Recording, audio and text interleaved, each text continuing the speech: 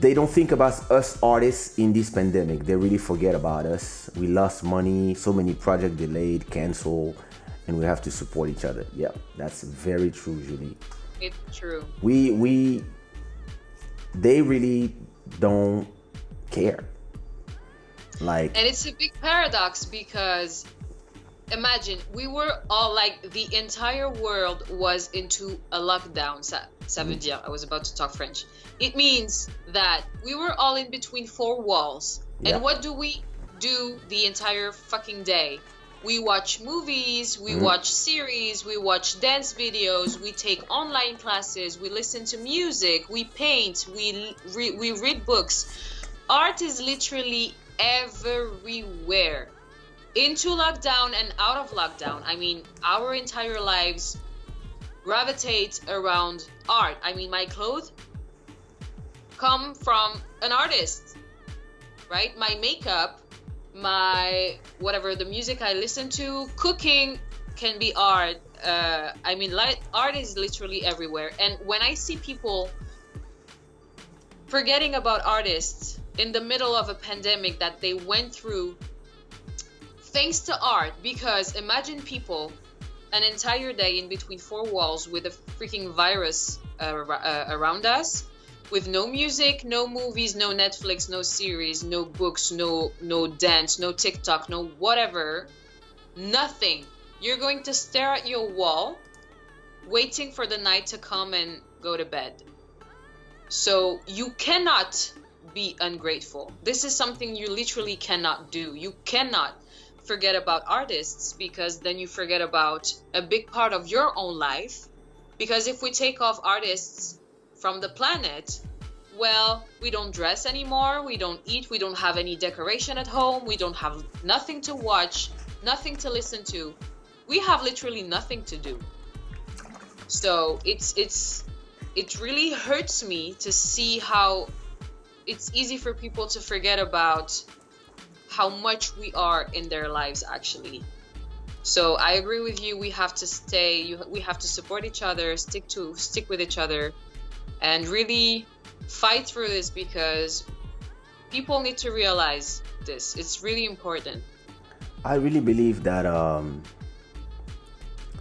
Do you believe that the government are in a way responsible for the demise of all the artists, because they were so busy trying to protect people that they just decided to sacrifice a bunch of the economy, and especially a lot of the art economy. Like, now it's going to be 8 months that only the fortunate, those of us who are fortunate, could do a show. Like, I remember when I came back from the show I did in Congo, it was a really well-paid show. I was lucky to have this. The first thing I did, I just paid the school for my daughter, like, for the whole year. And I paid my rent for the whole year. And I was like, and I paid the school of the trimester of my son, who lives in Angola now. And I was like, okay, at least this is done. And I'm good. I can't complain. I'm having my show. My YouTube channel is growing up thanks to this show. I'm a guy who I love to reinvent myself. So to me, that was time to do something different. So I have this show. People are making donations through the super chat. So I cannot complain. But I see so many people, that's all they had. And all they needed was a way to be able to perform. And just a way. A place, some way, even if it's reduced, like a third of the people, whatever, do it, even like a concert hall that can have 10,000 people and just only have 2,000 people there, or 1,000, and put them really far from each other, something. Or only outside, whatever. And they were just like, nope. Or even online. But having, because online stuff has been going on, but without the intervention of the government or the great structures, the official structures, it Yeah. was all done from scratch, right? So the government is 100% responsible, first of all, because artists were never appreciated. Because we are, black sheeps. They don't like us because we kind of go out of the system in a way, and we have our own, like, creative people are never a good thing for the society we live in nowadays, because they want to, hold us. We are Hard to, hardly, we like soap. yeah, manipulate, right? Yeah, yeah, Because yeah. we think, like, I'm not saying that non-artists don't think. That's what I'm saying, but it's just that we have a different sensibility that bring us to different reactions to different, we're different. So first of all, they don't like us very much, and I don't believe, but it's my opinion though, I don't believe that the government is very concerned with protecting us, because then they They're would not. take better decisions. I'm sorry, but when you see that the subway is fucking Facts. full of, like, we are all spitting on each other, walking on each other the entire day, and then you ask us to go home at 9 I haven't because you been want in to a protect us subway in from a a long virus, time. I have to right? say. And I don't get to work anymore. I don't get to give my classes anymore because you want to protect us from 9 in the evening. So if the government was concerned with protecting people, they would actually take actual protective decisions, not just decisions to say, hey, look, there's a situation, we're making decisions, so from now on you're going to do this and go there and be that. And so, like, it doesn't kill people. There's a virus, okay, but it doesn't kill people to do something, to push art while remaining careful. To me, I completely agree with everything you said.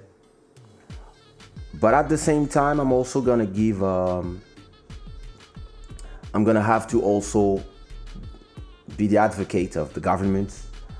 Yeah. They don't know what to do. You keep people outside, people die. You put people, keep people you put inside. people inside, economy dies, and you lose, you lose. La chèvre et le, I forgot what is le poids ou l'enclume, whatever. I forgot the expression. Yeah. So they're like, oh well, artists, like Yeah.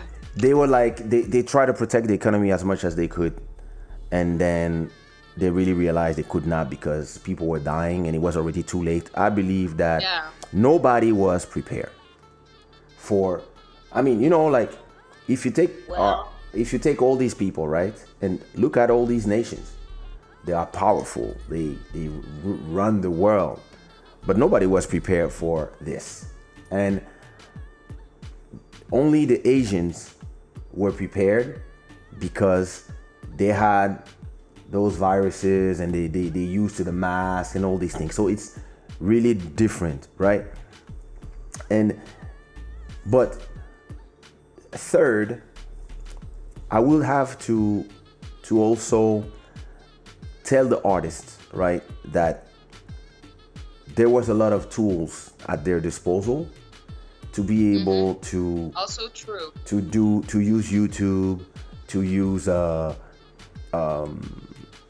Facebook, to use Zoom, to use, if you have your clientele and your brand is established and the people miss you, the same people who are on YouTube all day. Oh, thank you, Russell. The same people who are on YouTube all day, on Facebook all day, on Instagram all day, and watching these 100 videos per day.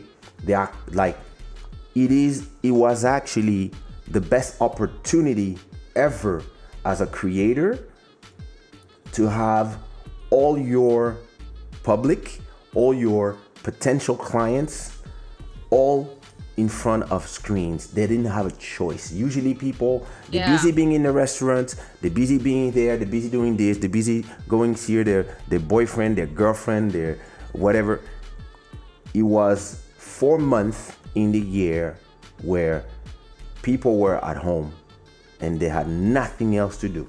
And if you look at it in a business perspective, this was the moment where you can hold captive a lot of people, time to install something. That's I exactly agree, why. but then how do you monetize this? Because people stay at home and they don't get paid That's exactly, either. but that's exactly what I did here. You see, Yeah, I've started you this in monetize the April, platform. and how do I monetize it? Views, people in the chat giving something. Somebody gave $50, somebody gave $5. Every show somebody gives something. That's the way to monetize it. You do online classes. You can say, okay, normally if people pay 20 euros to go to a class in the real world, you can sell the same class for 10.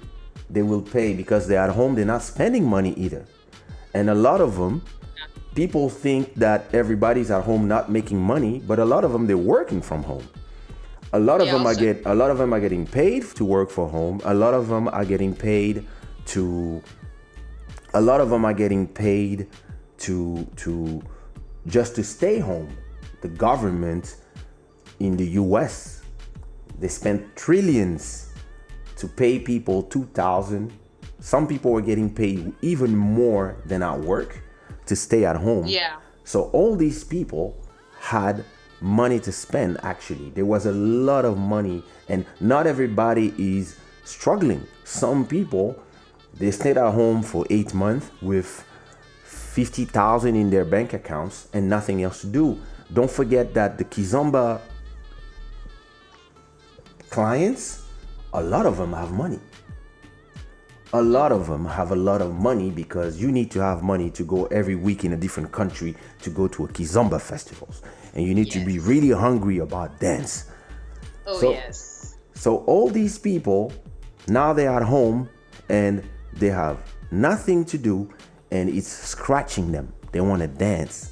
And whoever would have said, okay, I'm going to have my YouTube channel, and on my YouTube channel you need to be so if people had people like you who are building their brand as artists, instead of having all these videos on Instagram, you had YouTube channels, not YouTube channel from other people with millions of views. I have a video I have a video of Albir and Shada dancing to Diamonds. This video has 10 million views, right? This video doesn't belong, the channel doesn't belong to Albir. The channel doesn't belong to Sarah. The channel belongs to just somebody who was just filming with his phone back in the beginning of the Kizomba, and 10 million views. Who makes the I have money? the exact same. So who makes the money from that video? It's me, Yeah. because it's my song and Content ID pays me. But if this video was in the channel of Sarah or in the video of Albir, then these 10 million viewers, I would say 500,000 of them would actually be these 500,000 people would be subscribers of those channels, right? Which mean that they would already have the number of hours necessary to activate super chat like I have on my channel, and they would have enough hours to activate memberships on the YouTube channel. So what you do after that, since you have memberships on your YouTube channel, so what is membership? On YouTube, you can have where you can subscribe to a channel, but you can also join a channel. When you become a member of the channel, you pay 5, 10, 15, depending on what the creator sets. So let's say 10. You pay 10 every month to support the channel you love. Now imagine that you tell all the people I'm gonna give class on YouTube every week, but to be part of the class, to be able to see the live, or to be able to see the replay, or to be able to see the all classes, you need to be a member of the channel. Now, you need 500 members to make 5,000 a month. And if somebody that have all these videos, if all these dance videos with all these people were in your channel, then you would already have the clientele, and every time you have a video, every time you have, boom, it's in your channel. So they're all there already. You come to your channel, you say, hey, like I did back in April, guys, I'm gonna make a show. It's gonna be called Club Shada. I'm gonna be talking. Oh, you started only in April. We have episode 53. We just started, right? And look, I've been wanting to start a YouTube channel for a long time, but I was just making myself too busy with other stuff. But you just convinced me. But so you see, imagine that if all these videos of you, hey, new subscriber, Mr. Becanti, welcome.